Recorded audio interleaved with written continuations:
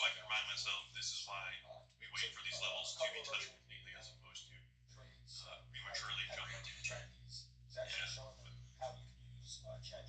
How about you, Jay? Have you taken any trades as well? I have, yeah. So I was in that long that you were in earlier. I got in for 453 and then added a contract at 440. Held it up to 480s, and then took a couple of other trades. I had a meeting with the VIPs. He's actually showing them how you can use ChatGPT to write your trading playbook. And if anyone wants to try it,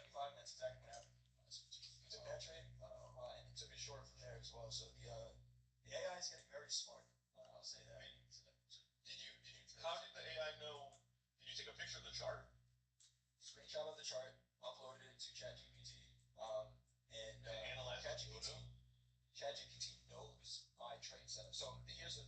What Right. I know, it's reading everything that I've had a conversation with it about. So I've talked to it about volume, I've talked to it about VWAP and all this other stuff. So it knows, and it said, hey, based on your trade setups, this is what you should be looking for.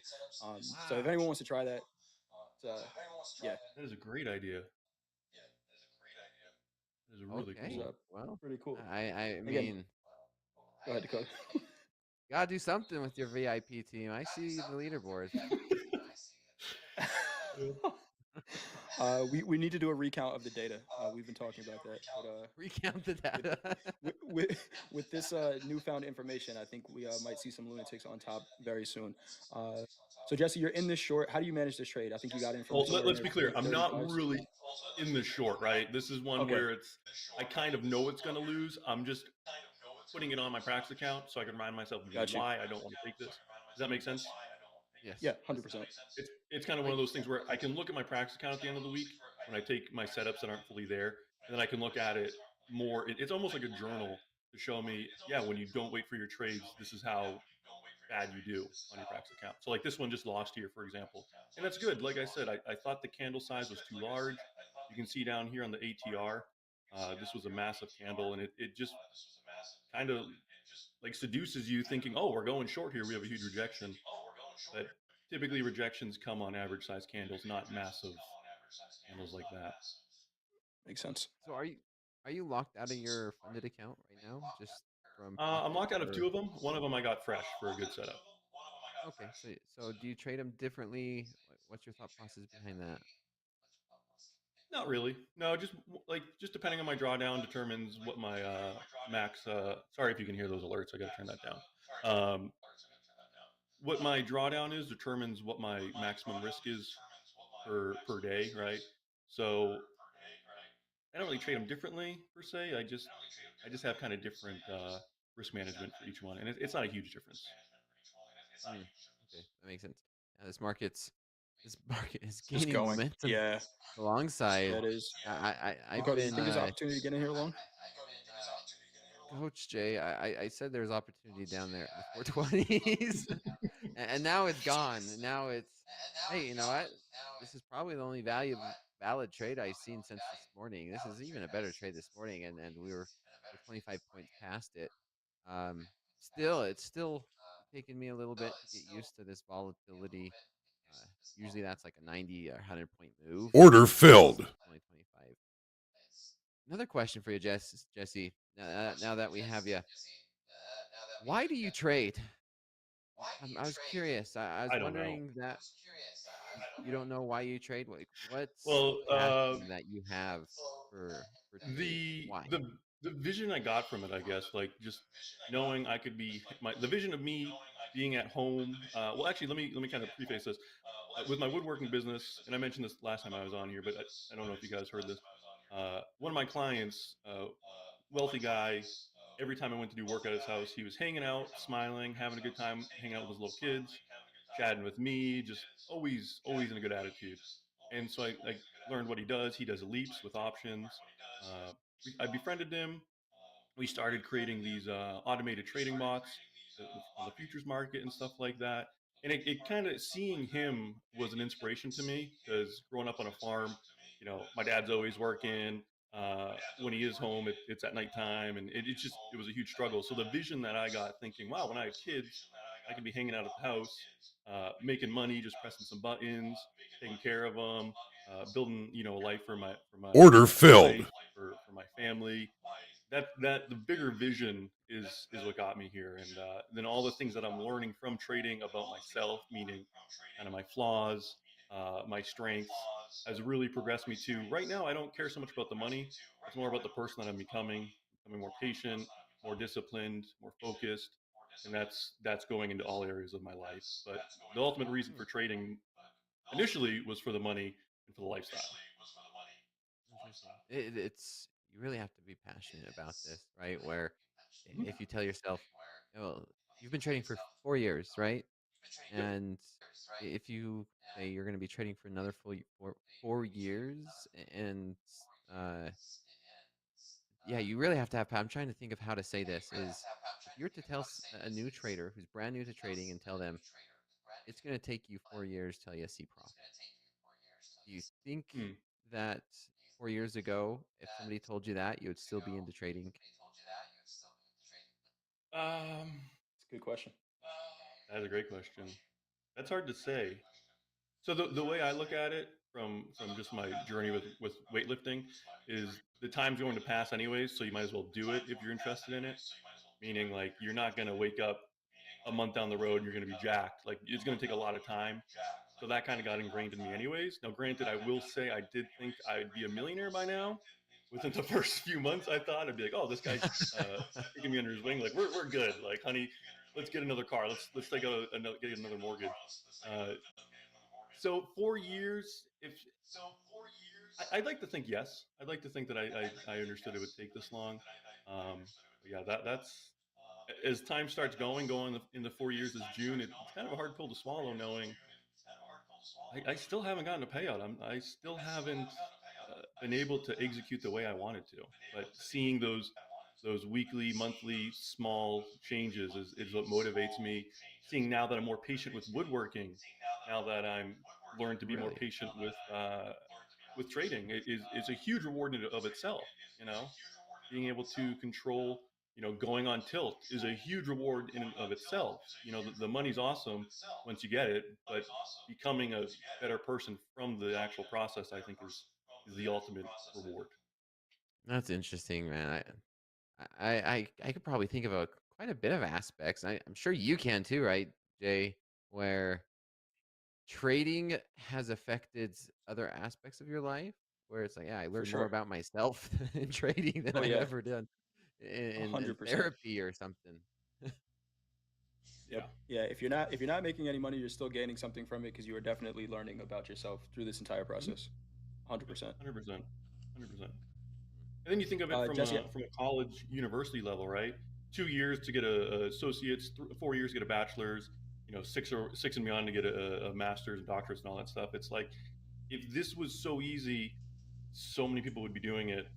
You know, this is an investment of time in yourself, and the longer you do it, the better you should be getting at it theoretically, and thus the reward will be bigger when you finally persevere through it.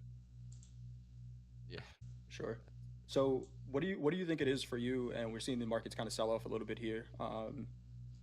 Would you get back into that short that you took where we pushed into that level that you were talking about now, right? Those 450s, and we're seeing that rejection now. Hmm. Would you get back into this short, or do you kind of let go of that No. trade idea? I'm actually looking for a decent opportunity to take a long here. If we get back above 438s, just in a couple micros. But would So you take no, I that would long again, not. or okay? No, my main setup, right? The first rule needs to be we need to rally into the level. We had that 3+ rally here. We didn't get it again. So I almost think of this as like what would be a good way. And we have this really strong kind of rally down here to the short side. We're just kind of in an area that's like just if we didn't get the signal right away, I don't want to get back in and get chopped up like I did earlier in the Gotcha. day. What I should have done is learn my lesson. If the setup doesn't happen right away, it's not my setup. And I'm going to see if I can find some examples of perfect setups so I can kind of illustrate exactly what this should look like. And I need to print these out and put them behind my computer so I can look up and remember. It's Like, a good idea. if we look here, we had this rally down to the level. I didn't get my Order sweep. filled. Important. A sweep is just meaning the opposing candle that's signaling me to enter for the reversal.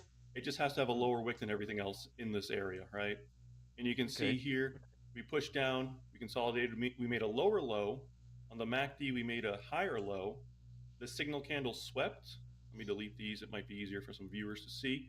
And then we had this, again, the MACD started to push green, meaning whatever this candle had in volume and size and strength, it was enough to turn that momentum back to the upside. And you can see that it just immediately just took off from there. And so these are the ones that I need to look for, where Coach Dakota, you kind of talked about this, like you sometimes should put your entry where your stop is, right? So if, and that's kind of what this is. This looks good. We might be getting a reversal here, but if you wait for it to come back and get some divergence, you get a much better entry without any drawdown. Those are perfect setups when they go into your level, kind of sweep the high or the low in that swing area, and just immediately blast off into profit. Right. I mean, it looks like you're on the 30-second chart, right? Mm-hmm. Okay, because I've seen a similar setup on this 5-minute chart a moment ago, and that's what I was saying. It's looking like a good entry for a long. As soon as we came on here, we can switch to my charts. Think of your setup there, Jesse, and then take a look at the 5-minute chart on the NASDAQ. Order filled. 20 minutes ago, where we had that nice little sell-off, and then we had basically identical. The only difference is we didn't have that sweep that you said you're looking for, those runs of stops, that liquidity run. I mean, I've heard traders call it so many different things. And then we got that nice push up, 40 points, 50 points. So very similar. Markets are very fractals. Similar. So 30-second, 1 minute, 5-minute patterns are patterns. Yeah, and that's the thing too, right? It's all a fractal for the most part. So I like the 30-second though, because then I can keep my stops really small, and it's relative. So if I go in with 2 contracts, right, each tick is worth $1 at this point. And so my risk is, I typically try to get 3 to 4 R on my trades.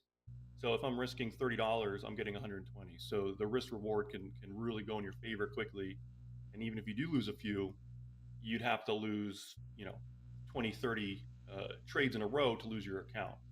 And I see so many people, I just got my funded. And then 2 days later, I just lost my funded. It's like, just scale down. Now that you got here, just take your time with it. Don't try to manhandle it like it's a combine. Like you just spent basically $200 or more to get it. Size down, prove that you can, start trading in it, get up your buffer, and then start adding another contract in here and there. Yeah. Did I just hear easier said than done.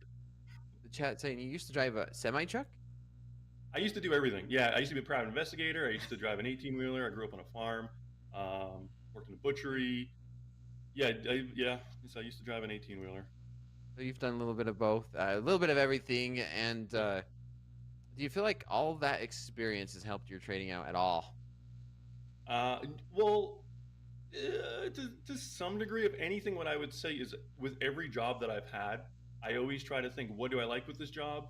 What do I not like with this job? And then I try to apply that to the next job that I get. So like with woodworking, for example, right? I was losing my patience with clients because, I want it painted white. Well, like there's 100 shades of white. What shade of white do you want? Oh, it doesn't matter. Just throw on any old white on there. And me being me, okay, yeah, like this person totally won't use this against me if it's the wrong shade, despite them saying any white is fine. And then all of a sudden I paint it white, it's ready for install. Oh, this isn't the right color white. And basically what I learned with that was, I thought it was the client's fault. Really, it's my own fault for not kind of saying, no, you got to make a decision. You got to pick it out. It's what I'm getting at is, like, the more you kind of overthink about every incident you've had in your life, the more you'll realize it was kind of always my fault for the most part. Obviously, there's exceptions to that. But what you can do is you can then apply that. Okay, well, maybe it's not the client that's making me impatient. Maybe I'm impatient because I should have gotten written down from the client that any color of white is okay. It's like you take what you learn from each case of adversity, and you can use that to strengthen your character and move forward with it. And so totally every single job I've had, I learned something I like and don't like, and then I try to apply it to the next job. I blame the broker. whenever I run into issues. Blame the broker. Blame the dispatcher. Hey, my appointment wasn't an hour ago. Dispatcher said he would pay the lumper fee. I'm not gonna wait. Yeah. Yeah. Blame Did the you guy use on an YouTube ELD when you you followed drove his truck? signal. I didn't lose I this think that was a trade. question for you. The internet froze. Oh, yeah. Did you use it in an ELD when you drove truck? We did, yeah. I did daily trips, so I was home every night. Basically, I would just take like landscaping waste and bring it up north into Maine, and they would burn the wood chips and stuff like that, and use that as an energy source to heat homes. Not directly heat homes, but they use it to build steam to generate power. And then on the way home, I would pick up a load of like garden mulch, and I'd go and deliver that to like a commercial or residential area. Um, yeah, that was one of the things I realized. I was getting my job done a lot faster than other drivers, but since it's an hourly job, I'd get paid less, You learned, even though I was doing yeah. the job faster. And I was like I wish I could get paid by the load, because then it would incentivize me, to you know get the job done faster. But yeah, eventually, the thing that put me over the edge with that, it was during COVID, and they closed the rest areas down, so all the truckers were literally just like pooping on the side of the road at the rest areas, and that was enough for me to be like, I was like, this is not the scene, not the ELDs are crowd such that I want to be associated with. I mean, ELDs are nice, but I mean, just like in anything, we're talking about trading, transition from the pits to the electronics, and in the trucks, I mean, it's similar, right? Paper to ELD. I hated them when we were forced to put them in our trucks, You were a driver? and they would break, and we could technically use a paper log, and I'd pay my drivers per load, so it would break halfway through a shift, and we'll start a new load, and we know right after this port of entry, for some reason that ELD just kept breaking, and then we could finish running running a load through that. So it's an interesting thing, and I think it's the same thing. I mean, in an aspect of getting used to that, and the more we got used to it, the better it is. In some aspect, I don't know how. I was going to tie that into trading, but I just got spaced off. I'm going to start getting in. I'm very passionate. I own some trucks and had a few drivers. Okay. And we'd haul from Washington to Texas and Idaho to Texas, a whole bunch of other stuff. So trucking was a big part of my life. That's what I used to do. I didn't really drive. I never did get a CDL, but more the guy behind the scenes. So a lot of those little details, like you say, and that you're talking about, can be applied into trading and vice versa, of of learning that. It's such an interesting thing. I mean, even into my marriage, just being more patient, from trading. Just it sounds so silly to say it out loud, because like trading, you think, oh, I'm just buying and selling, like it's not that deep. But if you want to be profitable, like you kind of do have to get that deep with it. You gotta, like, trading is relatively easy for the most part. Like we identified a level here. If I just put a sell limit order here, like you could theoretically have, you know, made a profitable trade on this already.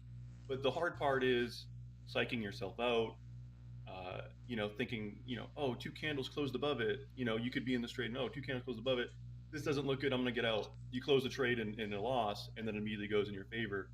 And so it's just all these things of learning to be, patient and focused. Order filled. Not rushing to conclusions and not jumping to conclusions either. Like your gut instinct is usually right, whether that's within trading, with people, with relationships, and all those kind of things. I have a question for you, Jesse.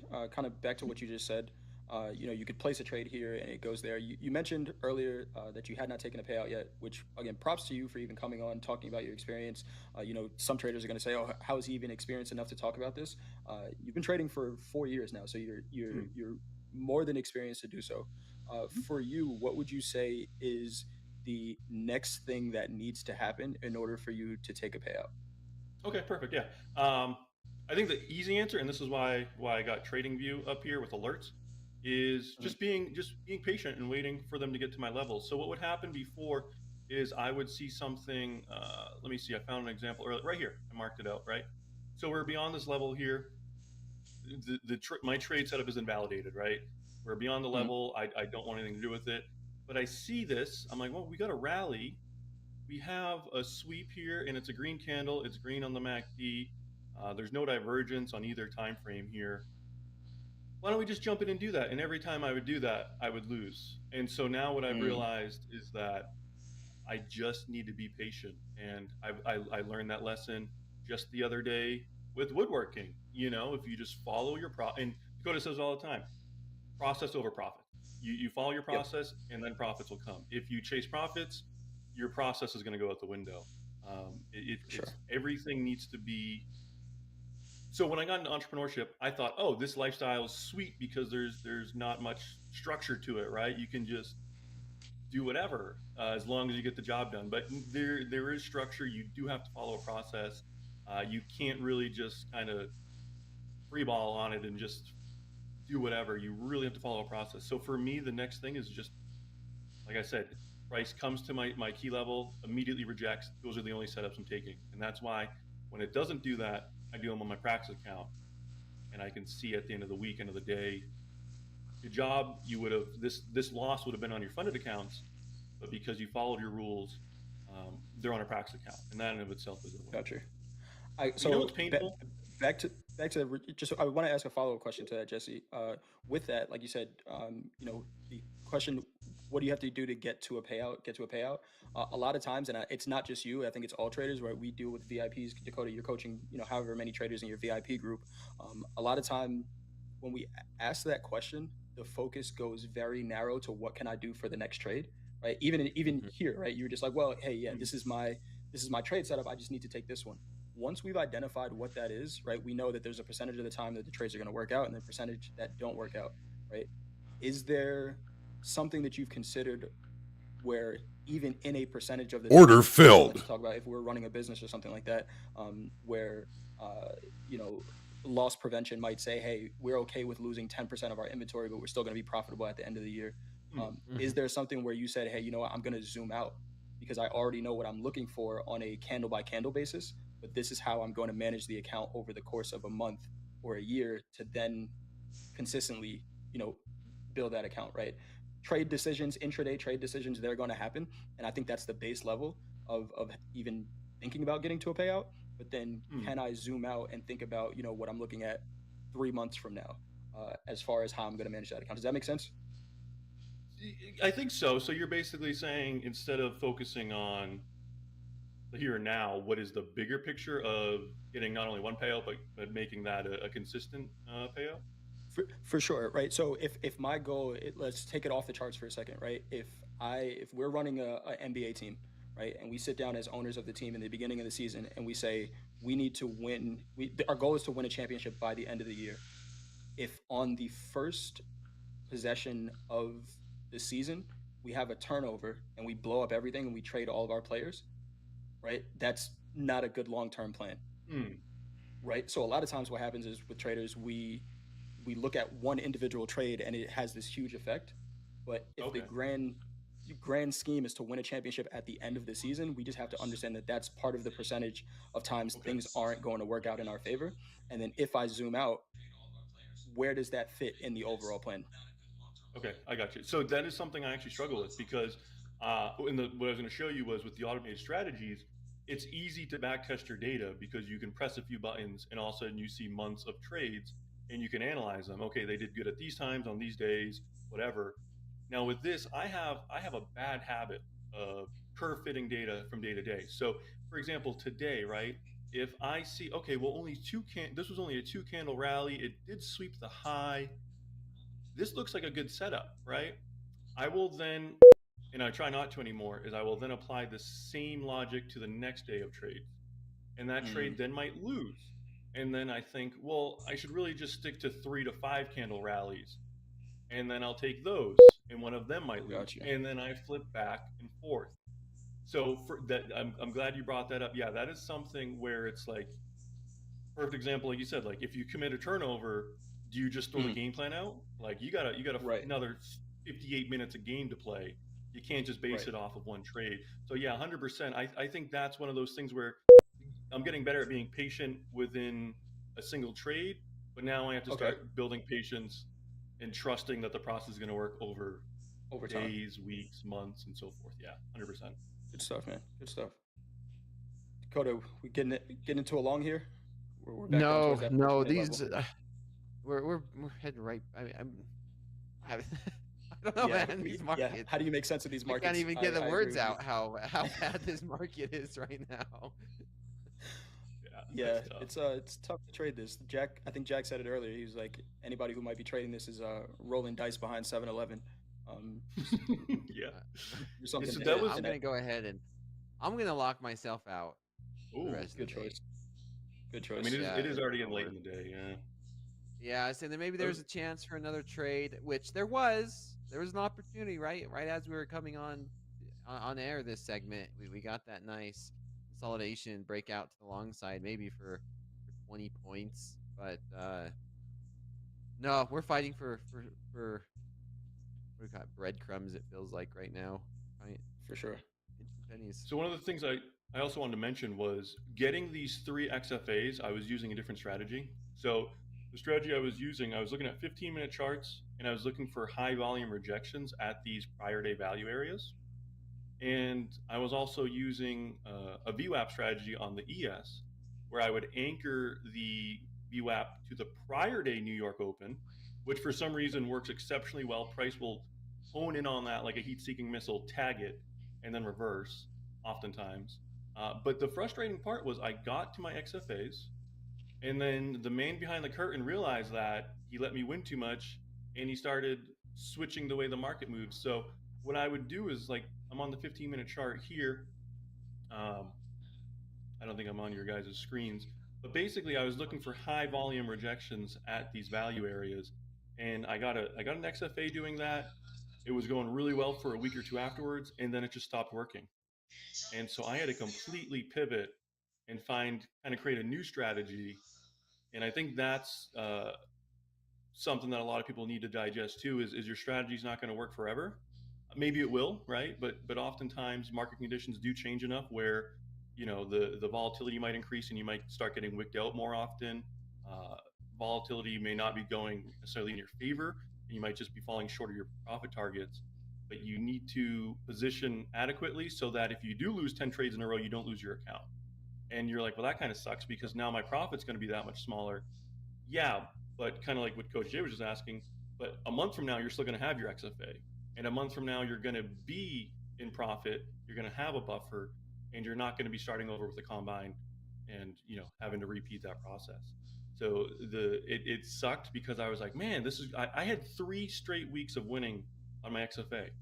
And then on my combine, I get the XFA, I get another week of winning, and then it just completely reverses on me. And that I almost went on tilt and blew the account. Luckily, I was like, I don't want to do that again. And I've been trying to now fight my way back.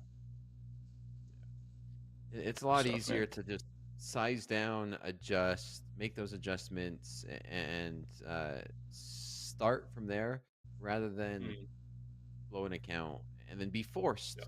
It's a lot nicer to have that type of mindset. It's like, hey, I could take a step back. I could do those adjustments myself, rather than being forced to be in a position where I have to either reset or purchase a new evaluation and have the market force me to do it. I struggle with that. Right. Markets will always be changing, and that's, we've seen it here this week.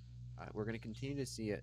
Next week, we might get different market conditions, and traders must find ways to adjust or just pass and wait until the market conditions fit their strategy.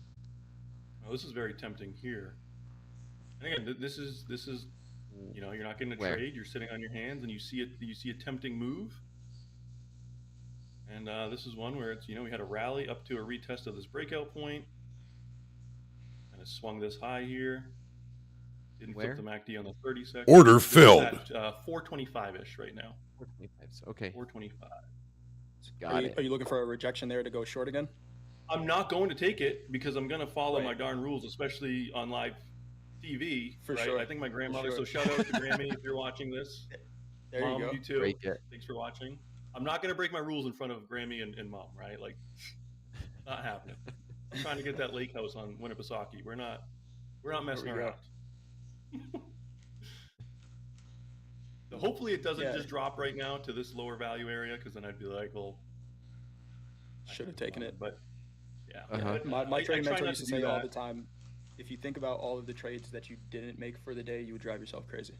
Right? If you think about all the money that you could have made but didn't, I don't know if there's a number big enough for all of the trades we could have made. So you just got to focus on the next one. 100%. Yeah. When it That's the sets most up. important one too. The next I one. definitely Yes, have a sir. I have a habit of that hindsight analysis where at the end of every trading session, I'll go back and I'll say, oh, this was a setup. I missed it. Oh, that could have won. Oh, this was a setup, and it's just, it definitely beats you down.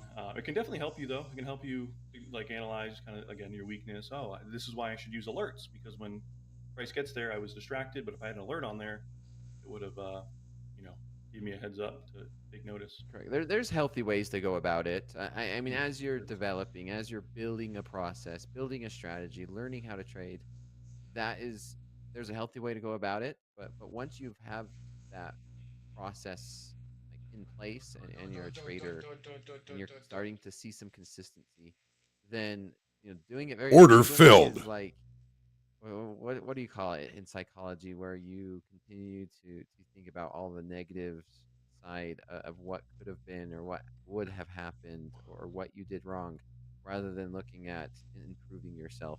And you lift weights, so it's like, man, why did I just eat that hamburger or whatever, instead of focusing on like, yeah, you know what, I need to go hit the gym and start getting the results. There's nothing I could do now. Yep. Yep. Reminiscing. Yeah, it's like, and that's a good way of I think of getting better at trading is, what are your hobbies and how can you relate it to trading, right? Like, for example, lifting weight, right? If I put too much weight on the bar, I'm more likely to get injured. If I put too many contracts in my position, I'm more likely to damage my account and blow it. Order filled. It's, I think these small, kind of subtle, relatable analogies that can kind of start making you see trading in a different light, that can really kind of help you start to go from a losing trader to break even, and then get into profit. Small little analogies. That's one difficult thing I find out about being a coach. I don't even know about you, Coach Jay, but we have traders from all over the world, different walks of life, different levels, different skill sets. And how do we kind of say the same thing but make it relatable? Because some traders visibly, some traders learn by doing, some traders learn so many different ways. I'm just trying to get it. I know I'm talking about my VIP. Go ahead, Jay. I just did a volume lesson for like 45 minutes with the VIPs, and they were like, "Can you do a volume 101 class?" And I was just like, "Well, this is kind of, I didn't plan for it, but just using analogies. Everyone has been to a grocery store, right? And in trading, when it's high volume, you want to trade when that grocery store is crowded, right? It's the exact opposite of what we look for. But lower volume times, more likely to get chopped, right? And yeah, Dakota, I feel like I only speak in analogies now, just trying to draw parallels between anything in real life and trading. Yeah, it's hard to not do that. Exactly right. Hey, this is what week are we in on this VIP season? I think we got a month and a half left. Yeah. So the season ends May 1st. May 1st. This is week number what? 5? 5. Yep. This is week number 5, and I'm still on the same thing I was talking about week number 1. Size down. Yeah. I'm still seeing traders in my VIP trading too big a Trading too size, much. and I'm like, what's going on? I could spend the first year of a yearly VIP talking about sizing down. I'm still going to be struggling to get that through the traders' heads, because they're so focused on the shiny winning Order filled. or these big payouts, big dollar amounts, and not realizing what it takes. Really. Sure. I think we are going to wrap the segment soon. We got a couple minutes left. Jesse, do you have any questions for us? Any questions for Dakota while you're on the air with him? Number 2 on the leaderboard. Any questions for me? I think I'm a decent coach. Yeah, I do. So I guess I'd ask you guys. It's I kind of showed you guys my strategy. I wondered at times, am I being too uh, exact with what I need to get in the trade? So, for instance, like I'm looking at this on my charts right here. This would have been a perfect opportunity for a short, but because one thing was just a little bit out of the rules a little bit, most things lined up, but just about just one thing Order did not. So, filled. do you guys give yourself some leeway, or are you super strict, or in this case would you just build into the position a little bit when it goes in your favor? What is a way where you can say these are a good foundation of rules, and then anything else you add on top of it, this might be a little bit too defined? Is there You go any first. limit for that? Gotcha. Jay, So, I'll follow up. like Yeah. like you said, with being a little bit too exact with your levels, I think what that can do is maybe sometimes you miss trades, and then you get that frustration of Mm, I knew that was it. I didn't take it because I was looking for that one extra thing that would have confirmed it, and now I missed it. If that leads you to start taking trades that are out of process, then you have to click the button when your setup says it. Now, okay. if you have a Fair. 15-point checklist in order to take a trade, then you're probably going to miss a lot of trades because, I need 15 things to line up.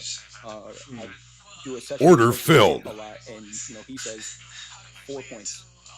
4 points. Right? If Okay. you can get your strategy down to 4 points, we're making day trades here, right? And they're pretty quick decisions. Even if you're holding a trade, for a couple of hours, we're making fairly short time frame decisions. So 3 or 4 checkpoints, I take the trade and I manage the risk from there. I think if the checklist gets too extensive, you try to be too exact, you'll miss a lot of trades. If you miss the trade and you say, okay, you know what, I'll wait for the next opportunity and I'll take it, great. But if it's causing you to take out of process trades, then you have to click the button when it shows up. Yep. I echo that. For me, Jesse, before we finish it off here, is like the Series 3 or Series 30. Sometimes every rule there's an exception. There is a little bit of discretion, just like support and resistance zones. It's not an exact. I view it as the same thing. It's like, hey, we're getting up to this level. Maybe we're saying 20,450. If we get to 20,448, and we start to do what I want, I'm not going to be fighting. I'm not going to be, saying, if it's within a couple points. So I always leave a little bit of buffer. Like, this is a zone. If I see what I'm wanting to see here in this zone, I'm going to take that trade. So there is a little bit of discretion. I think that's what separates humans compared to robots. If not, then you never. Everyone would just be trading algorithms, right? But I think it just is some give or take. You don't want to get too much leeway and too much discretion to where you can't measure it. You still have to find a way to measure it, so that way, what gets measured gets improved. And I think that's it. Any last comments from you, Jesse, before we pass it off to Eddie with Jab, Jab, Jab? No, I just appreciate you guys having me on again. It was a pleasure. Awesome. Awesome. Thank you. Well, let's end it there. Thanks again. I appreciate it. I really enjoy this segment. So I'm going to pass it off to Eddie and take care. Thank you very much, gentlemen. Great job on that. Congratulations. Very well done. Very well done. Good to have him back again. But Jab, Jab, Jab, coming up here right now. Now, this is for those that are new. It's a strategy that emphasizes patience, discipline. Are you progressing? Are you degressing? Are you getting payouts? Right? Things that are moving for you here at Top Step. So let's see those Top Step traders who are making those jabs count. Early this morning, GDL. Now, GDL, one of our old school friends, Squawk Radio Days, back here saying, hey, I'm back. Nice to have you back, GDL. Been tuning in lately, just past the combine, ready to build up this XFA. Great job. JC Rozo. Just wanted to give you guys a Top Step a huge shout out. New trader, I've become a funded trader. I'm very happy that you guys are part of my morning routine. I've learned so much. Thank you. JC, we appreciate that. And I tell you, that makes our day. Definitely here at Top Step. Jax, 200 away from passing the combine again, going to save it for tomorrow. Now, that probably is a very smart move, even though he's $200 away. For some reason, in the back of his mind, he's saying, you know what? I'm not going to rush this. Not feeling it today. I'm going to come back tomorrow totally focused and ready to go.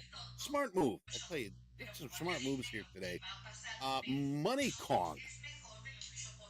Y'all engaging in authentic, well-deserved success. Well, I figured I'd throw that one in there. Appreciate that, Money Kong. Matthew's been very active here in the combine. I'm sorry, in the chat. Coach Eddie, I blew out my combine, rebuilding myself up. Now there's some jabbing. I made an assumption and had a different expectation, went against my strategy on a bias, got emotional, bad trading, but up 13.45 and trying. Well, I tell you, if that's a bad day, I'd like to see one of your good days. Matthew, keep going, buddy. Great participation here in chat, and you're doing very well. Skylar, I passed the combine twice and blown the XFA both times. Hopefully the third time is a charm. LOL. Skylar, keep going, buddy. I'm glad you posted this. We're all doing it. We all have blown accounts. You know, the thing is, then they're done that. We know how to get back there, and I'm sure, Skylar, I got faith in you, buddy. You'll be back here. You'll be back here with that XFA. Bob the Third. I passed my 50K combine today. This is the 5th time I passed. I'm taking it slow this time. Well, you know, I tell you, we've got to learn from that. 5th time already. If you have not learned from that, Bobby, it's time to slow things down. All right, once you get to that XFA, small profit setup, right? Personal loss limit. We're walking on pins and needles now, all right? Because the mentality is saying, okay, this isn't a practice account, this isn't a combine, this is XFA where I can start getting paid. Keep that in mind, Bobby. Don't mean to scare you, but I just want to give you a little reality. A's and Clyde. I was up 700 earlier, then I blew it up in an express account.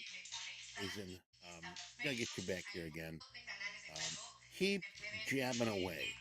You were up 700 earlier. You had a great day, and then you blew it in the express account. I wonder how that happened. Honorable mention, just saw this one. I figured I'd put it up. It's David Bell. I was down 1,200 this morning. Now I'm up 200 on the day. All right, now that's what I call jabbing away. Down 1,200 this morning, trading throughout the day, little by little by little by little. Now up 200 a day. David, I'm going to suggest, you know what? Call it a day. You worked very hard. You're probably very stressed and relieved at the same time. Come back tomorrow. You had a positive day today. Let's build some confidence off of that and hopefully see you back tomorrow. So there is your jab, jab, jab. And I'm going to say it is time for Power Hour. We got Johnny London going to be joining us with the dynamic duo, Andre and Dolby. John's continuing to jab, jab, jab at accumulate small wins in his XFA. So we're going to give Johnny a call here, Johnny London. We'll see if he can extend his green streak to 3 days. I'm going to say he can because you know what? John's a great trader. So we're going to take a little break. And if you can, please don't go away. Stay tuned. We'll be right back. Yes, we will be. Be right back.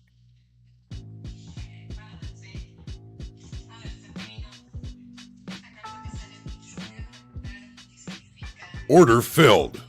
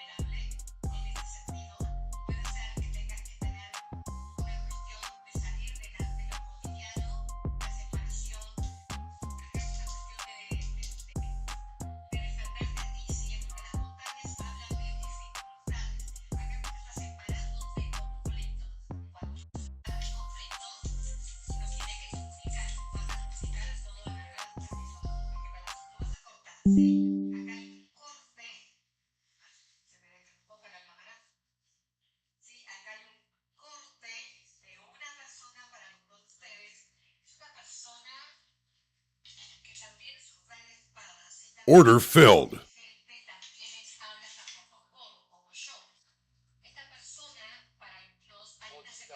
Where a cream was coming, I told you that. Those were the buyers. All these people that bought a 52. Now we are in. Yeah, we're buying to go up. We're buying here because they knew it was going to go up. And now it's the bar brother buying this at this time.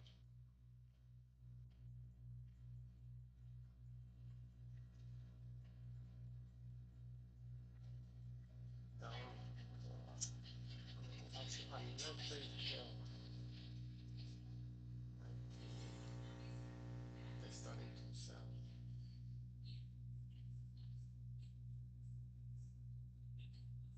Oh, buy.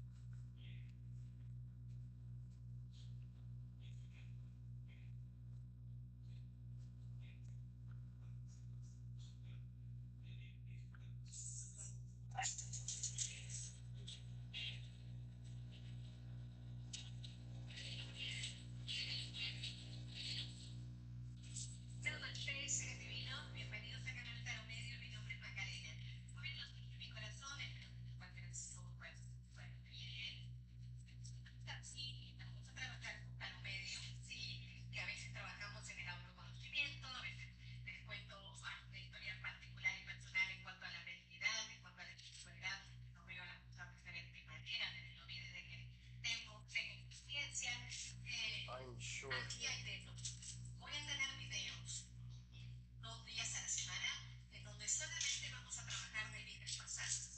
I hear a lot of people talking about a bull trap, which basically means we're bouncing back, but we're going to reverse and continue the correction. I don't know if I buy that necessarily. I think it could go either way. I think there's a lot of variance with this stuff. But yeah, heading into PCE on Friday, GDP data on Thursday. That'll be fun to see what happens. Bull trap. What exactly is a bull trap? Upward action that is not going to hold, basically. We're moving up in anticipation of potentially reversing and going back down. So, again, I don't know if I buy it. I'm looking at 450s on my chart on the NASDAQ. If we can get over 450s, I might go long. I need a little bit of confirmation, though. I know we have some support at like 420 or 400 on the NASDAQ. So those are my three levels that I'm watching. I'm also watching the 200 exponential at 434s or so right now on a 1-minute chart. So hopefully we get some good action into the close. We'll see if the bulls wake up. What do you guys think? Honestly, I didn't recognize Dolby for a second. Dolby, man. How about it, right? Brother, you Close. changed, man. Yeah, what's up, dude? Hey, just chilling. Waiting for the sun to come out this weekend. It's going to be nice and hot. Looking forward to it. Spring is in the air. Beards are seasonal around here. We'll be looking fresh. You did save that beard hair I got to put on the top of my head, right? Oh, boy. I did. I accidentally vacuumed it, so it might be mixed with cat litter. Is that okay? That's right. It's fair. Yes, the president is speaking. We're seeing some headlines. It does seem a bit repetitive, right, Eddie? We've been seeing the same headlines throughout the day. We've been talking about that all day. Yeah. We'll keep an eye on it. Posting it in the chat. So we're getting those in there. Yeah, so I was talking with Eddie. Go ahead. Oh, are you looking for shorts at 450s? Or are you looking for longs above 450s? Just gonna ask. So honestly, we're kind of sideways for the last 3-4 hours, and so if we get over 450, I'm tipping more towards a long, but I'd like a value entry if that makes sense. So I don't mind buying if we can break over that, consolidate, and hold. maybe I can ride some of the momentum into the close on the upside towards the top up there at like This five. was If we candle. get really good bull action to This was test the highs.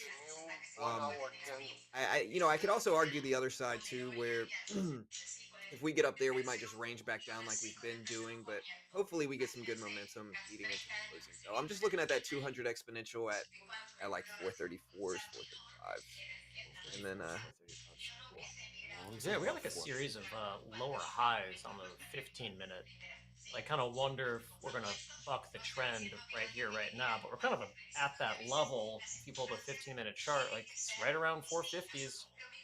Like, is this going to be the spot where we head back down to 400s? So it's kind of just been the MO today. It's just ping pong between 400s. Order filled. But 400s had like a crazy good bounce. But do shorts come back in here? Because they've done a good job at 80s, at 6s. I mean, there's a massive 8-point sell-off. Watch out. Right. Looking for anything here. Yes, 20,440 last trade. See if we're gonna get that long. Take long above 450. We'll see how the market reacts. Right now, like Dobie's saying, we are in a bit of a range. As it is speaking, nothing Right new. now, he's talking. Yeah, we're seeing those headlines, right, Eddie? Nothing new. Yeah, it's basically the newest one I've seen is this one saying that we've got a business announcement coming tomorrow. Okay, there's another business announcement, but this is all about talking about the progress for the ceasefire, Russia-Ukraine, talking about making progress in the Middle East. We've made a lot of progress in Ukraine, deep discussions. So things are, at least what we're seeing, things are going well. And that's what we've been seeing here, posting throughout the day. Thanks, Andre. Thank you, Eddie. Yeah. Yeah, we're talking about just dilution from him speaking so much, less influential. We'll see. I'm optimistic though with these comments. I hope it means good stuff going on, and maybe the market will interpret that.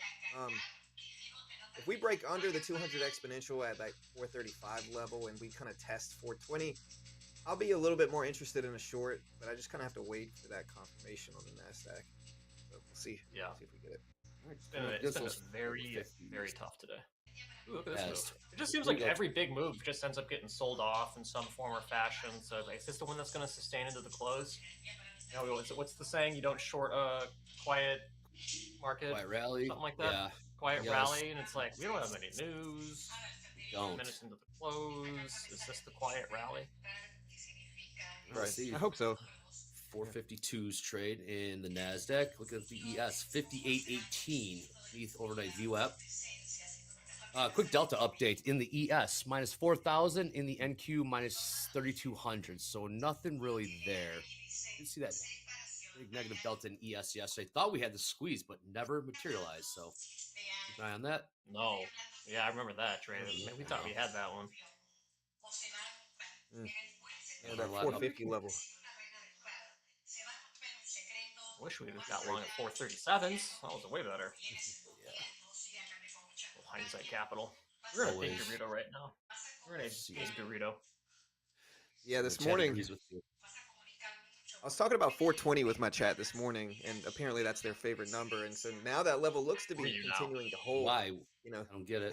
I didn't know you talked about that in your channel. You do that in Texas? We don't really. The chat's degenerate, you know. Yeah, we're in Texas. Yeah. But still, that level's holding. It's a support level, you know. And so we're see if it holds. If we dip down to it, maybe we could buy it, but if we could break under that 200 EMA, I'll look for it. We got to get over 450. If we get over 457s, that previous recent high of like the last few hours, then it's going to kind of at least be like a break-even trend versus, like you said, we had a downward trend with lower highs since all the way back here at like noon. So you got to get over 450 first. Yeah, last trade 440, 20,440. Took a peek above those 450s. Sellers came in. They hold the range right now. That's such a hard short. I wonder how many people are actually trading right now. To actually see 450s sell off. Like, what's actually going on right now? And yeah, perhaps back down to what, 420s, 417s. If the range is going to hold again, overnight VWAP is 20,417. that doesn't want to hold. We're going to ask John London for the above below number. But before we do that, Eddie, we got a quick announcement. Dashboard. Yes, we do. You know what, folks? We're gonna let the genie out of the bottle. We're gonna uncork the bottle. We're gonna let the wolves out. We're gonna swing that barn door wide open. Order filled. Not really yet, but letting even more traders into our newly redesigned Top Step dashboard. Yes, that's correct. Another group of traders getting early access to the latest and greatest evolution of Top Step. Now, what you can do there, you can bank your resets for future use. Save them there. Real-time stats. Instant express funded account activation. Boom, click a button and you are in. Instant payouts. How about that one? Deductions and more. Click on the link. We're going to drop that link here. Actually, we got a drop. We've had it here all day, by the way. So I'm going to dust it off, and you guys are ready. Click it up top. We've pinned it up there. So we're going to have this in chat. Sign up for the wait list if you have not already done this. So this is currently only available for traders in the United States, but soon, yes. Heard some news here that this new dashboard will be available to all, and yes, it will be. And that's what I've got here. So I'm going to let that genie out of the bottle and use that link. Thank you, Andre. Good stuff, Eddie. Thank you. All right, John London, above below NASDAQ at the close, 3 p.m. Central. What price say you? Get the poll ready. Yeah, so let me think about this for a second. I'm going to go with, I guess I'm going to go with 420. I'm going to go with 420. It's close enough to where we're at now. We were holding that level this morning, and it could either be 420 or 400s. I'm going to go with 420, yeah. So, 20.420 is what I'm going to go with. Above below 20,000, 420.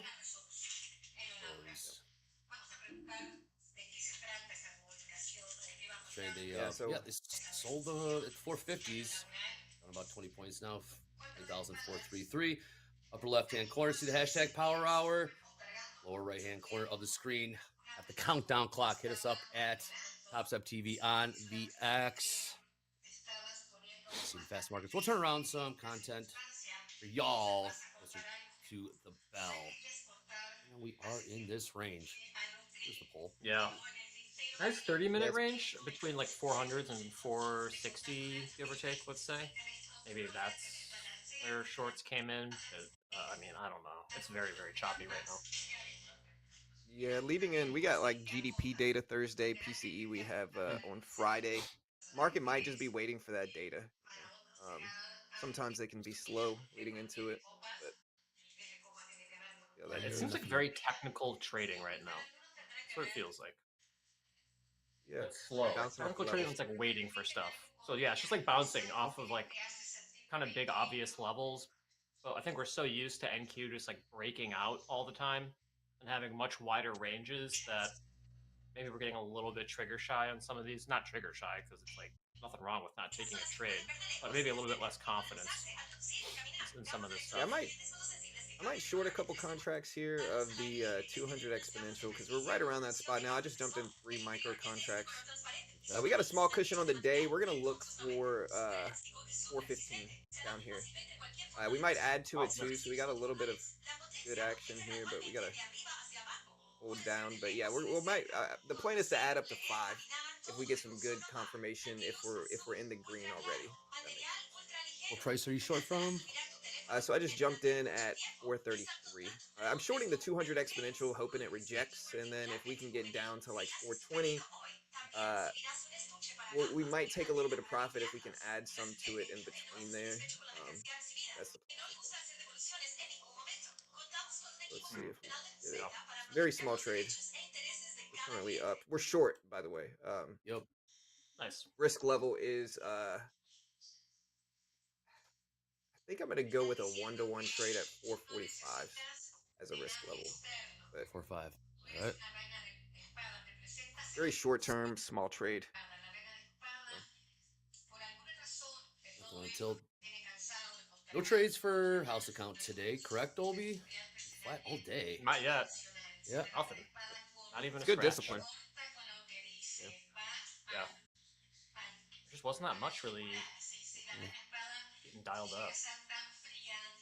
There's a couple good ranges here and there, but there's just not like a ton of reward for taking a risk today unless you're interested in that 20 to 30 point range, maybe even 15 points. Yeah, that's kind of what I'm looking at now. We have a little bit of cushion on the day, so we can play with that. If we lose, it'll be okay. Nice. Yeah, you always come in with a little bit of cushion here. Clearly, you're trading pretty well prior to this segment. Yeah, so the March has been good. Let me see how much. I have to go check, but yeah, I think I calculated earlier. In March, I've had about 8 or 9 green days and like 2 or 3 red. And the green days have been a little bit larger than the red days, I think. So doing okay so far. We got to scale up soon. Been trading small, kind of building the system, but we'll see how that goes. Yeah. President is saying the T word right now and not seeing much of a reaction. So I know. Oh yeah. Until April hits, I think. Judgment Day. Has changed. Yeah, market state has changed. John London not reacting as much as we used to the headlines on the president, as we're seeing right now. Yeah, he's saying he'd like to see interest rates come down. Says prices on gas, eggs, and groceries are down. Yeah. Nice little bid. Shorts are kind of interesting at like 450s, 460. Probably get 10 to 15 points out of it. 440 last trade. Yep. Yes. In the range. Dow in the range. Gold trading sideways. What's gold moving? Let me see. 30.24 last trade. Stuck in dollar range over there. Not even. Yeah. Market Close to all-time highs. But yeah. All right, so we might get What's up, Mo? stopped out here at 445s. Let me see if we. I'm gonna let it test 445s, but if it breaks it, we'll hold for a period of time. 5-minute candle. Above, below. Oh, here we go. 57% above. Ordered for above 20,420. Last trade 20,440. So far, so good. A lot of time left. Of course, we have MOC in 29 minutes. You ready for that wild one yesterday? Microsoft. We got GameStop after the close today. Oh, yeah. Buddy. There we go. Yes. It's honestly lost a lot of hype. It really has. Like GameStop used to just be big. Nobody cares about it anymore. It doesn't really move. Last few earnings, and it's been profitable recently, though. Yeah. It's up to 30s. It's like hovering around between like 20s and 30s for the last couple months. Yeah. We got into collectibles, Pokemon cards and such. Order filled. Video games are obsolete physically within 5 or 10 years. Consoles probably won't even have them. All digital. Yeah. Download all your games. Yeah. I haven't actually purchased a game in years. Physical game is. All right, so we're very close to cutting it. Yeah, you own the games a little bit easier that way. Yeah. 445. High end of the Dorito here. Yeah. Yeah, I saw a Dorito pattern this morning, and I thought about Dolby. I was like, that looks like a Dorito. Yeah. I really Doritos, did. Yeah. I need a sponsorship. Give me one, please. Hey. Hit him up, man.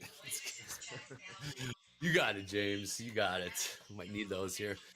Market's not doing a whole heck of a lot. Coming into the bottom of the hour in about 8 minutes. Might see an injection of liquidity then. Right now, we're just going to be patient. Patient all day. Looking on the tilt. Yep, that's Dolby on the bottom. Yeah, it's me. It's me. Still only up 15. Even if you have like a great entry at 430s, you're still only up 15 points. I can't stop saying stuff like that because it's just shocking how tight the range is now in NQ. Yeah, you think it'll take off the last 30 minutes before close? Probably get up to like 20,500, stop out a bunch of people, go back to VWAP, make everyone as miserable as possible. Yeah, that's how it goes. I think. We got up to the 50s, 20,450. Dolby. Put the toe in the water, just wait. Take this sucker out. I'll dip a toe. For sure. We'll switch to MNQ though. We can stack some. Ooh. Yeah. Yeah, trading that's helped a lot with the system I have. Risk-free trades, not risk-free, but just easy-going trades. Low and add stress. to them. Yeah.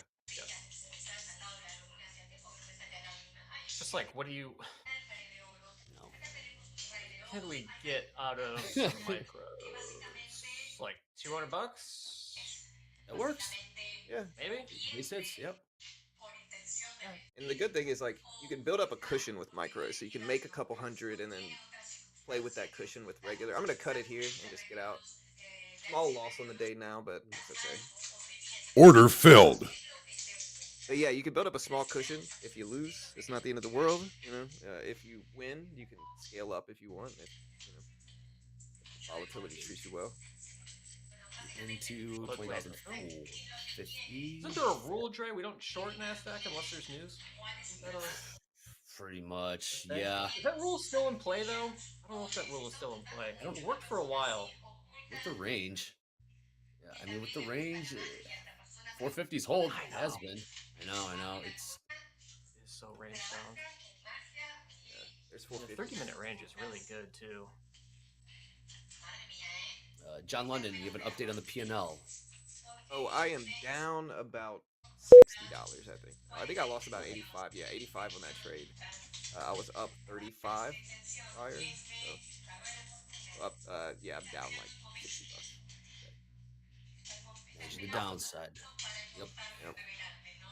Tell you what, 3,200 people still watching all across the globe on TopStep TV right now. Click like, follow. We have 1,400 likes today. Awesome stuff. Now with us all day long. Over 153,000 subscribers. Thank you very, very much. Click like, follow, and subscribe. And coming to the bottom of the hour in about 4 minutes. Okay. We got some offers working. 53s, 56, 58, 61. 56. We'll add one more. You're looking at a short one. Short or long? 65. Yeah, we're going to see if we can get short the high of the 30-minute range. We've kind of been stuck between like 20,400s and say like 20,460. Let's see if we can maybe get some shorts on a little stop run at the 30-minute range.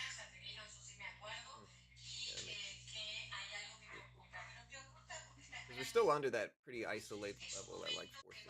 Yeah, we got that high up there at 480. I mean, we'll see. It's 53s. 56s, told you? How many? Yeah, 53, 56. We're doing 10 all day, but it's split up between 5 different prices. So 53, 56, 58, 61, 65. Ready? Still only like a 12-point range, and I feel like they're a mile apart on the chart. It's really not that much. It's changed, man. Things have changed, Dre. Yes, they have. Same on these streets like they used to be. Man, oh man. Here we go. Yes. Take a little look to the downside here. I'm not even going to say it's a sell-off, just down ticking right now. 58.15. We're in that range. 58.17. He's tapered off. Says, I think we're going to the moon. Okay. Hopefully you took above 20,420 in the poll. And high day. It'd be pretty impressive if we went to the moon today. It would be 20,495 by the day. If we do go up, does that mean the bull market? Yeah, I was gonna say, is it back if we go up today? If we close green again today? Correction over. The E-mini is basically flat. S&P selling off a little bit, down about 2 points there. Yeah, I think longs look good too. If we get down to like 410s. Yeah, I think we got to get over that 450 level for a long. Yeah. Well, 450. For momentum, that's what I'm looking at. But I think I kept my stop a little bit too short, but that's how it goes. Probably should have used 450. I think that's a more milestone level. It confirmed it more, but I just didn't have the reward, I think, to justify it in my head. But it's all noise until PCE. Yeah, Saw that. We have durable goods tomorrow. yeah, we do at 8:30. 8:30 Eastern. PC's Friday. Where they're expecting an uptick in inflation too, so core is expected to come in at 2.7%, and then the GDP Thursday is the last revision. It's basically like the finalized GDP. I think it's expected at 2.3%, which is lower than last quarter. A lot of people are thinking the quarter that we're in now is going to be negative. I know we had the Fed GDP now coming out. It's going to be negative too. So the next 6 months will be interesting to see where GDP shows up as. It's a lagging, metric, but yeah, Thursday 3.2, prior 3.3 on that GDP. I believe the Fed looks at PCE closer than CPI and PPI. Correct, John London? Yeah, that's correct. They look at core PCE is the big one they watch. Let's do it in the 10-year. 4.31%. Not a lot of movement in the yield. The 10-year movement in these right now. I believe copper all-time highs today. Really? Yeah. Really? Air horn for copper. Yeah. Ting, ting, ting. Pew, pew, pew. Bottom of the hour coming in. 40 seconds. There it is. Whoa, hey, yo. Oh, as hard as I could because I didn't have it pumped up. There you go. What happened? Yeah, copper. It'll do it manually. Did not get filled. Anything yet? You didn't get 450? Oh, man. No, we were working 53s, so it got close. The problem is that I kind of want it to run. Order filled. The problem is that it's doing lower highs and higher lows. So it's like kind of making you chase a little bit to get into an entry. I don't really want to chase. Not worth it right now. Stay patient. It's like I don't. Yeah. I think we can get a stop run of 450s, 460s. But even then, it's only 10 points that you would have been up so far. Yeah, we're stopping right there at that 200 exponential at 435. In the middle of this thing 450, right we got to get over 450, I think. And if we reject it and do like a liquidity grab there, I like a short even more. Oh, if it does a liquidity grab, we are sitting very pretty. Yeah. If it goes to the moon, we are not pretty. Not pretty at all. Yeah, that's how trading works. Yep. Yeah, and the ES is basically flat. Interest rates are down. Or interest rate sentiment. I look at the yield to look at interest rate sentiment. They're down today too. Yep. But yeah, Gabe, we can run that. Yeah. Yeah, there's 450s again. We might get this. Might get filled here, Gabe. Wait, Gabe, put it up and then take it down. Maybe I'll get it. We'll get filled. We'll get filled. Get some action here. That's right. So we can just feel alive. Oh wow, here we go. Oh wait. I just want to feel alive. Is it happening? Did it work? Did it work? Teased it. Oh, kind of. Maybe. 2 more points. Watch us get filled. So many needs a room. There.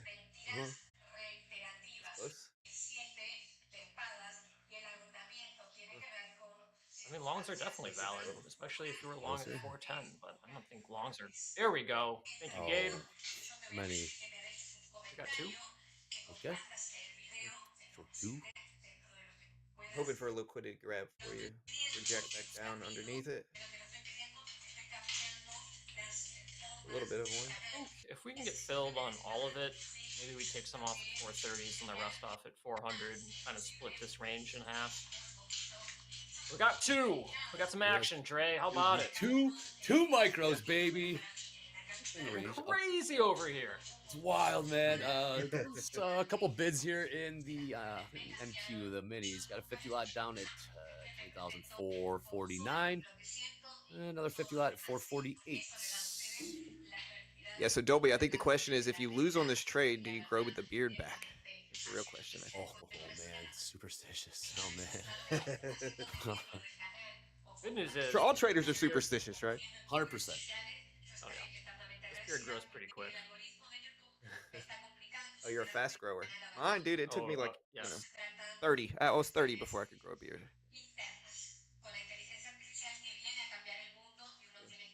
Can you? Yeah, oh yeah. Oh yeah, I can grow. Is it good big? I got a little baby big beard. bushy Yeah, one? it's patchy, but you know, I'll take it. Start to see a little wiggle. Yep. In the ES. As well. Probably get our stop up to like just a hair over 500 with the contracts we have on right now. Mo, what's your position? See in the chat there. What's he doing? He says he's taking profits at 465. Long, yeah. Well, the thing with range trading is it feels like a pump until it doesn't feel like a pump. So, I mean, the 30-minute range is held. It's pretty good. Just the life of the range trader. You get your face ripped off, or you have an insanely good entry. Just the way it is. Still holding it. It's a good song. 455. So where's your stop? 500 like ish. All right, short 455. Short 455. Okay. Still have 60s, 63s, and 67s. This is a good range trade. I like it. Definitely is a range trade. Is it going to work? No idea. Hopefully. I see. But we never know. See on the 5-minute Dolby. See the range. The range. What's up, Mo? It's really good on the 30-minute.